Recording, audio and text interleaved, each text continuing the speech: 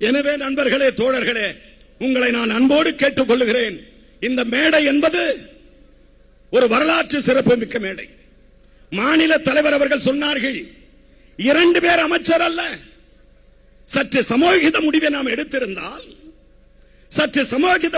எடுத்திருந்தால், அதை உங்கள் பேச்சை கேட்டிருந்தால், என்னுடைய அருமை நண்பர் பிரவீன் சக்கரவர்த்தி உங்கள் பேச்சை கேட்டிருந்தால், என்னுடைய அருமை நண்பர் மாணிக்கம் தாகூர் உங்கள் குரலுக்கு செவிதாய்த்திருந்தால், தமிழகத்தினுடைய காங்கிரஸ் கட்சியினுடைய தலைவிதியே மாறி இருக்கும்.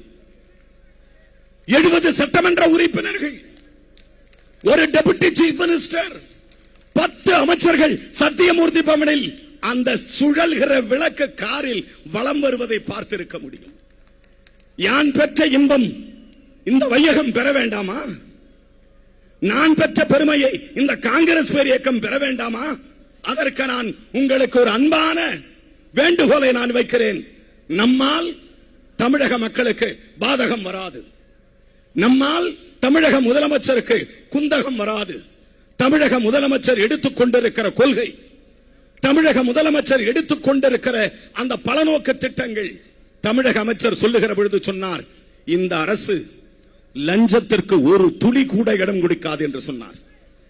இந்த ராசி என்ன தெரியுமா? நீங்கள் தலைமை பொறுப்பை ஏற்றிருக்கிறீர்கள். என் அருமை நண்பர் பிரவீன் சக்கரவர்த்தியும் பக்கத்திலே உட்கார்ந்து கொண்டிருக்கிறார். இந்த நேரத்திலே ஒரு செய்தி என்ன தெரியுமா? என்ன ஒற்றுமை தெரியுமா? நாடாளுமன்றத்தில் நாம் வேட்பாளர்கள். நீங்கள் நாடாளுமன்றத்திற்கு போகும்போது தலைவர் ராகுல் காந்தி அவர்கள் காங்கிரஸ் கட்சி ஆட்சிக்கு வந்தது. இன்று நீங்கள் பொறுப்பு ஏற்றிருக்கிறீர்கள். 2 அமைச்சர்கள் பதவியில் ஏற்றிருக்கிறார்கள். இனி வரும் காலத்தில் காங்கிரஸ் கட்சிக்கு வசந்த காலமாகவே இருக்கும். இனி காங்கிரஸ் கட்சிக்கு வசந்த காலம்.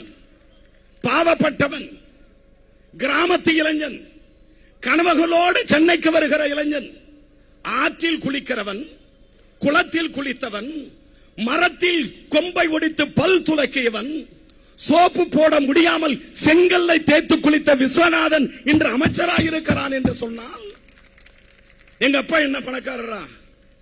எங்க அப்பா என்ன எனக்கு சோப்பா வாங்கி கொடுத்தாங்க? கிடையாது. ஆனால் அந்த குடும்பத்தில் பிறந்த நான் உங்களுக்கு நான் அன்பான பணிவான என் வேண்டுகோளை வைக்கிறேன். தலைவர் அவர்களே, நீங்கள் இடுகிற பணியை செவ்வனே செய்வோம். அமைச்சர் முகம் என்பது வேறு, அரசியல் பாதை என்பது வேறு. அரசியல் பாதையில், அரசியல் பாத்தில் பயணம் செய்கிற பொழுது நீங்கள் கொடுக்கிற வேலையை நான் ஏற்று செய்ய செவ்வனே நான் பாக்கியமாக இருக்கிறேன் என்று சொல்லி அண்ணன் பார்க்கிறாங்க. பீட்டர் அல்போன்ஸ் அண்ணன், நீங்கள் உழைத்த உழைப்பு, உங்களுக்கு கிடைக்காத அந்த மகா பெரிய பதவி அடியேன் விஸ்வநாதனுக்கும் ராஜேஷ்குமாருக்கும் கிடைத்திருக்கிறது. எங்கள் அண்ணன் திருநாவுக்கரசு புரட்சி தலைவர் எம்ஜிஆரினுடைய நம்பிக்கை நட்சத்திரம், புரட்சி தலைவர் எம்ஜிஆரின் அன்பு தம்பி, புரட்சி தலைவருடைய நம்பிக்கைக்குரியவர் எங்கள் அண்ணன்.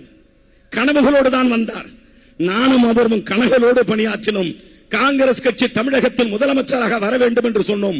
பல வினாக்கள் வந்தன, பல கேள்விகள் வந்தன. விட்டார்களா? நம்மளை தொடர விட்டார்களா? அது ஒரு பக்கம்.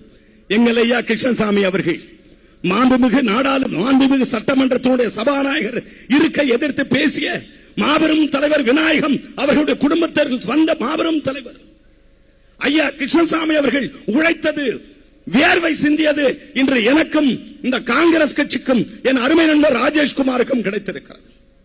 என் அன்பிற்குரிய சுதா, என் அன்பிற்குரிய கிறிஸ்டோபர், என் அன்பிற்குரிய செல்லக்குமார், என் அன்பிற்குரிய கிறிஸ்டோபர், உங்கள் அனைவருக்கும் நிறைவாக ஒரு செய்தி சொல்லுகிறேன்.